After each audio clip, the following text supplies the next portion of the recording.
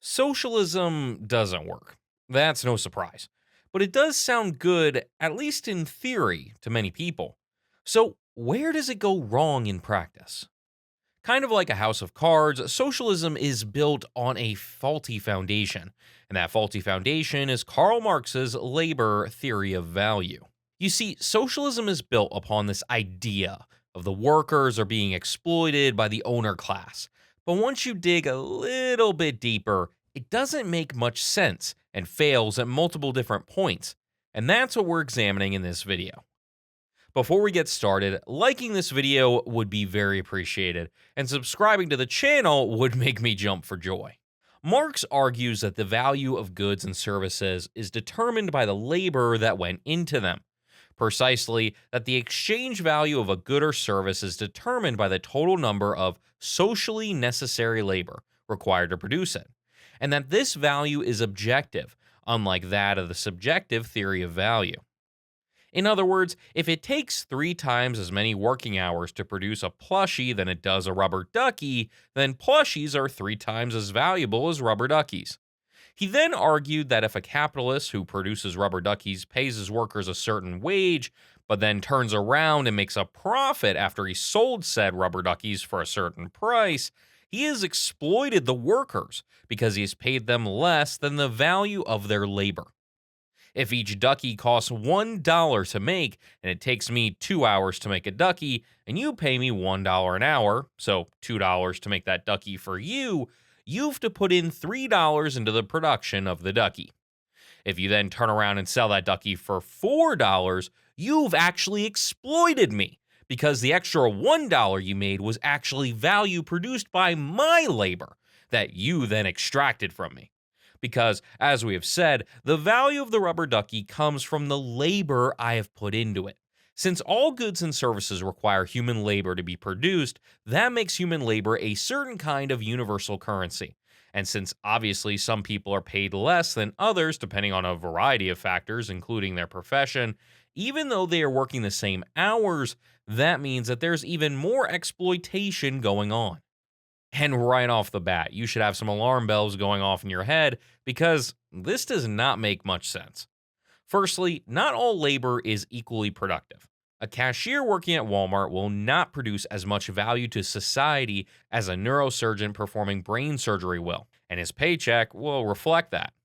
According to Marx, this is exploitation because in a communist society, resources will be allocated, quote, from each according to his ability, to each according to his need.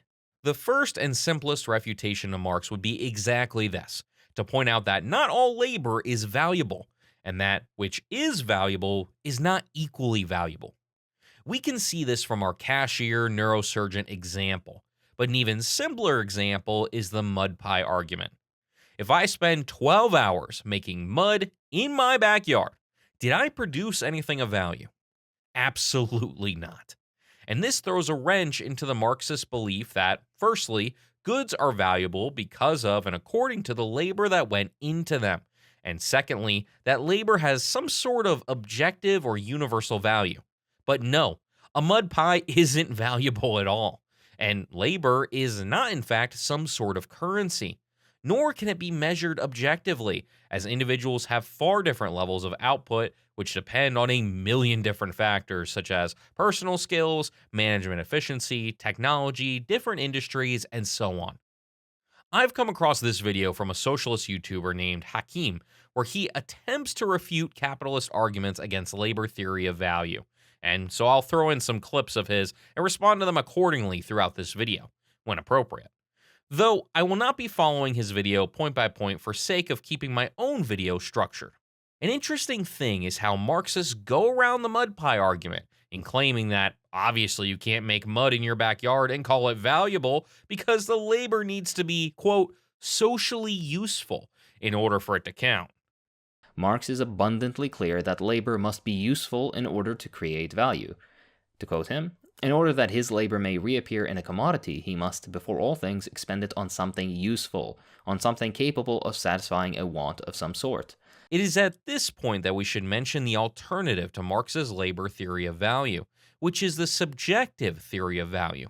Instead of all this blabbering, the subjective theory of value states simply that the value of each good or service is subjective, and that everyone values each good or service differently according to their needs or wants. By admitting that some labor is in fact not useful, Marxists admit that the value of goods, and by extension labor, is at least somewhat subjective, because what is considered useful is subjective. There is no objective way to figure out if something is useful or not, and Hakim even says it himself right here. An apple pie has a use value because it serves a social purpose of fulfilling a need. A pie made of mud has no use value as it does not serve a social purpose or fulfill a need, unless you're a weirdo. Notice that in the end, quote, a mud pie has no value unless you're a weirdo. Yes, Hakim, but what if I was a weirdo? What if I was willing to pay for someone to make me a pie of mud? Would it still not be valuable? How do you objectively measure whether something is useful or not? Would you consider OnlyFans to be useful labor? I personally wouldn't. I would consider it degenerate.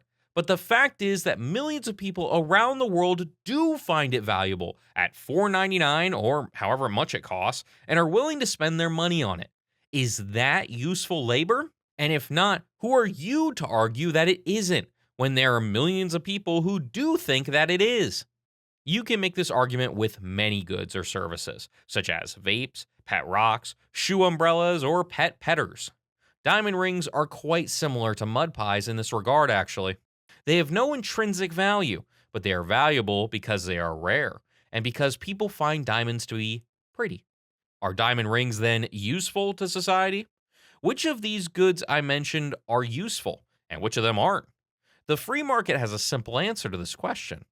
If someone is willing to pay for it, then it has value to them. Not to mention that society isn't a thing that has its own thoughts, and there is no way to objectively measure whether a product is useful to it or not. Now, what a socialist would say to that is that the price is different from the value, and I agree. Prices are different from value, but not in the way they think. Then you fail to get to the root of the matter of actually explaining why prices are the way they are. Look, how you and I consider the usefulness of an object doesn't matter. This is metaphysical, unscientific nonsense that is used only because it's ideologically convenient. Go into a car dealership and try to pay for a car through what you deem is its price and watch yourself get kicked out. No, Hakim. Actually, what you and I value the product very much matters. Because if an average person values an apple at $1 and a company tries to sell that same apple for $100, can you guess how many sales they'll have? It is true that you cannot walk into a car dealership and lowball the seller with your subjective value offer, but that is because they have customers who are willing to pay more, closer to the asking price. If all of a sudden they had absolutely no customers and had inventory to sell, you best believe your lowball offer would be accepted, even if they lost money on that particular transaction. The subjective theory of value is ridiculous, simple as. Let's take the mental example we used earlier. Think of, for example, a car. What determines its price? You'd say supply and demand. Okay, fair enough. But what if supply and demand are equal? It still has a price, and that price is still higher than, for example, a pencil that also has its supply equaling demand. What determines the price then? As we can see, the root of the problem is that socialists don't seem to understand the basic economic concepts of supply, demand, price, and value. Supply equaling demand means nothing except that all the people who wanted to buy a certain good and all the people who wanted to sell it have done so. It tells us nothing about the price itself. Supply can equal demand for any product at $1, $100, or $10,000. It makes no difference whatsoever. Now, it is true that input costs and labor determine the price of goods in a free market as a general rule, because no company can afford to lose money on a product that they sell for less than the input costs. We do see examples of companies such as Costco selling their hot dog combos and rotisserie chickens for a price below the input and labor costs in order to retain more customers, so not even that is always the case. As we've already established, a value of a product is simply what you or I value it, and it differs from person to person. I really like M&M, and you might really not like M&M.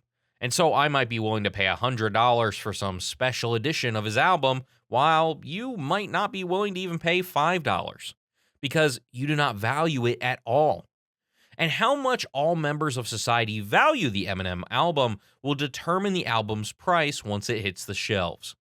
Prices have to be balanced with these subjective values of customers because if you try to sell a product for multiple times what most people will value it to be at, you will have no customers.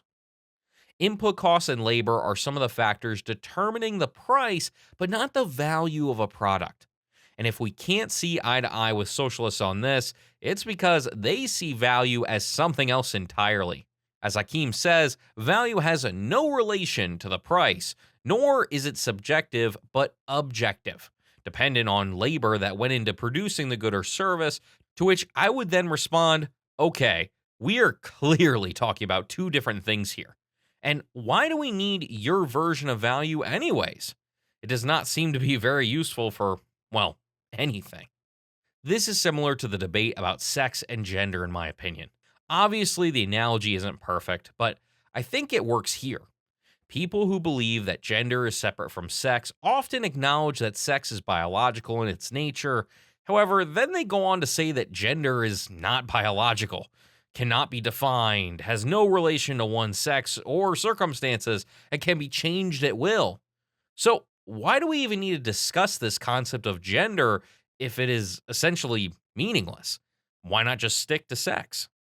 So, if the labor theory of value relies on the mystical objective determinations of usefulness of goods and the objective value that society places on goods, both of which by definition cannot actually be measured objectively, why would we even need it in the first place?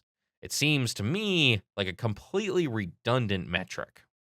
Another aspect of production that the labor theory of value doesn't consider is the managerial/entrepreneurial aspect.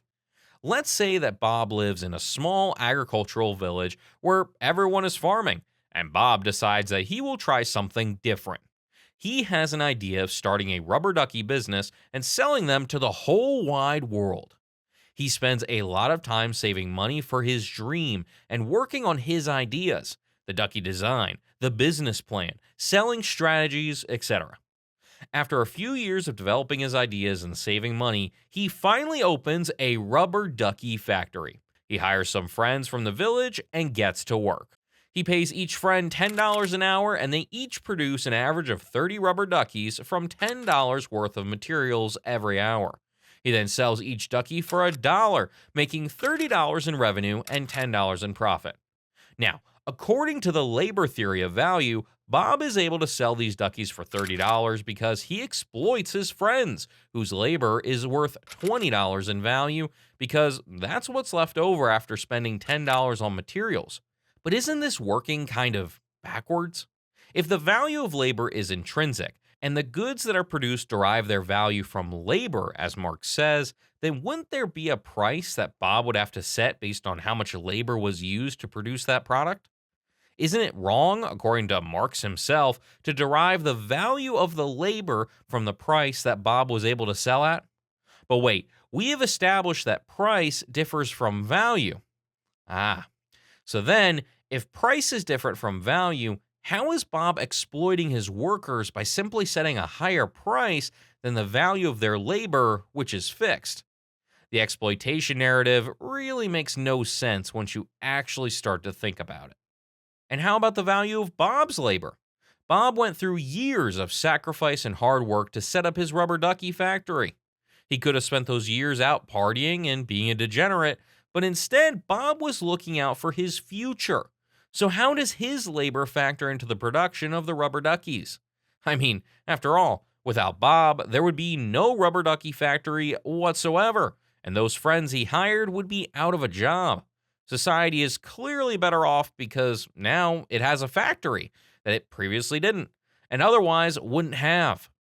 Isn't it ridiculous to say Bob's labor itself added no value to his enterprise, and if he pockets any money, it means that he exploited the workers?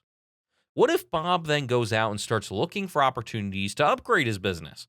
After some time, he's able to strike a deal with Walmart to sell his rubber duckies in their stores for $2 each.